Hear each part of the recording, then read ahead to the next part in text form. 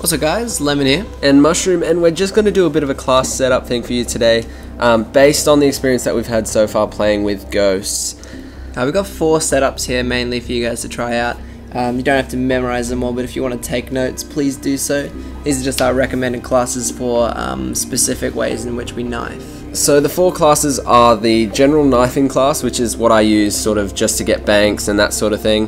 Then there's things when you're going for gameplays, like a Maniac. There's a Maniac and a Smart Maniac. Smart Maniac is based on objective play and literally just playing smart, like using sit rep to find objects and destroy them and get those points up to your Maniac. And Big Banks, which is something that we're going to actually show you because that's such a big thing when it comes to bank shotting in Ghosts. Yeah, there's a specific perk in general that we want to talk about, and we'll go into depth with that if you guys didn't know about that, but we'll just jump into what specifics are in each one. So in knifing, basically we chose to have the tack knife because it's so much quicker. The animation is way quicker. So that's the first option there. Obviously the tack knife on the P226. Doesn't really matter which gun you choose. As far as quickness goes, Hit Girl Bex did a video on that, and I think in the end it was the Magnum. I think that might have been second, sorry, but regardless, they're all very close, so there's not really much point in choosing. I just chose this one based on mobility, so how fast you can move. Then Tactical Concussion just seems to be the best one.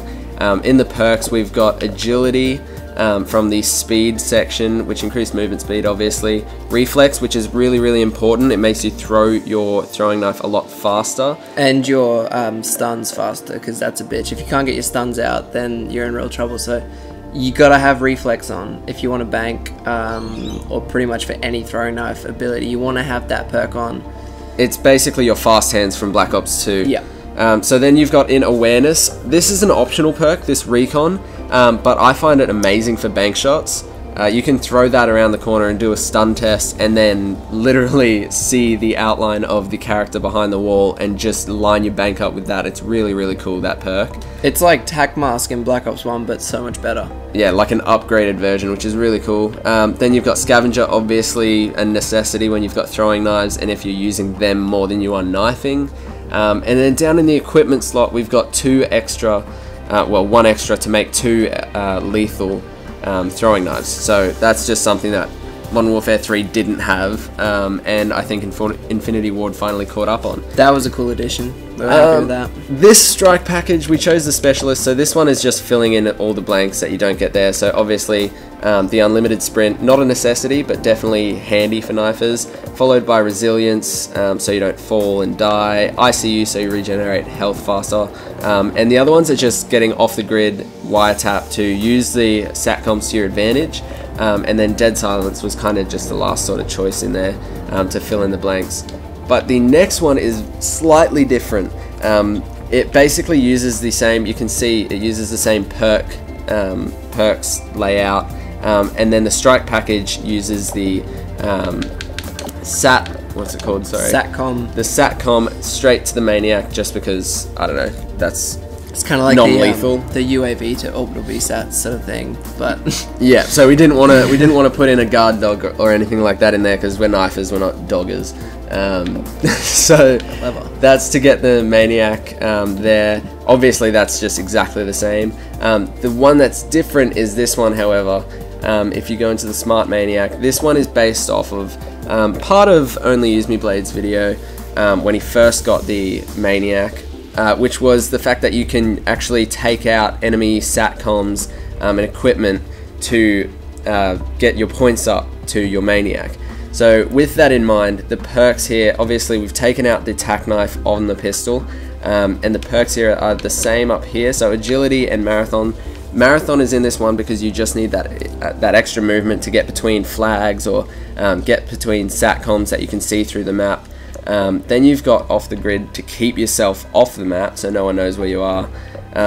Sit rep, obviously, so you can find them. And then this Recon one was again optional, but used for like stun tests because you can see where the sat navs are, but might not be able to see any enemies around them. So just pop one around the corner, see if they're there, take them out, then take out the sat-nav.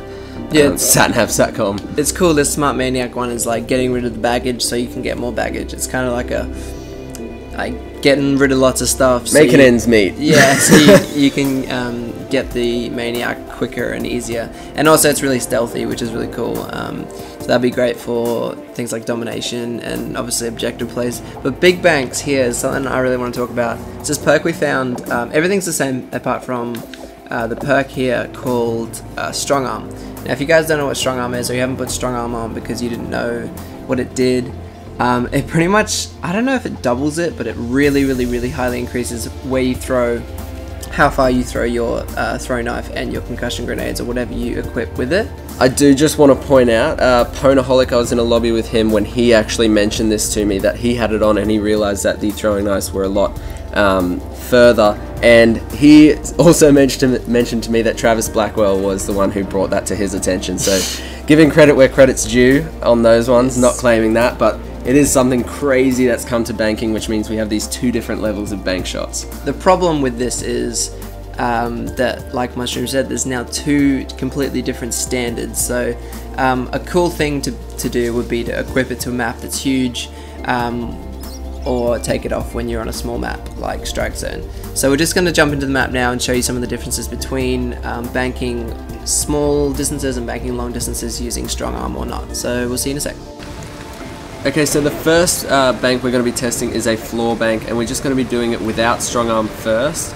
So you can see the distance that it actually travels, lining up with the barriers in the distance and the tip of this truck here. You can see that it sort of just bounces and fumbles into the barriers there. So the next one you'll see is with Strong Arm on. Alright, we're going to be trying the exact same bank now, the floor bank, using Strong Arm now, the perk. We're just going to see how far it goes. So the last one sort of dribbled into the barrier, and this one you'll see goes well clear of the barrier there, which is really cool. So that goes over probably about 2 meters, 2 or 3 meters in actual CoD distance, which is really exciting. And we'll move on to the next map we're going to do. Alright, so the next type of shot we're going to do is just a simple wall bank, but as you can see here, if I throw it, I'll throw it in the exact same spot next time. As I throw it there, it sort of lands somewhere near the start of this white line on the ground here. Actually, it's at the start of that yellow shadow, the shadow there. So next time you'll see it, it'll be landing a little bit further with the Strong Arm perk attached. Alright guys, we're just going to have a look at this bank now with the Strong Arm perk attached, and it does bank quite a bit further actually. It lands in between the wall and the white truck there. As you can see, it might actually hit me in this shot. It just bounces through, but if you come through, I'll be standing here where the actual shot hits with Strong Arm, and Mushroom standing there where it doesn't. So that's quite a considerable distance, so make sure you put it on if you're in like a long map that has lots of long distances. It actually works really well. Now this one is kind of just for you guys to see the distance that it actually travels. Lemon's standing down there in the distance, and I'm just going to throw straight up so you can see just how far it travels without the Strong Arm attachment. And it's around there, you can see on the floor, just there where it's dropped. And in the next one we'll show you exactly how far it goes with Strong Arm so you can see that difference as well.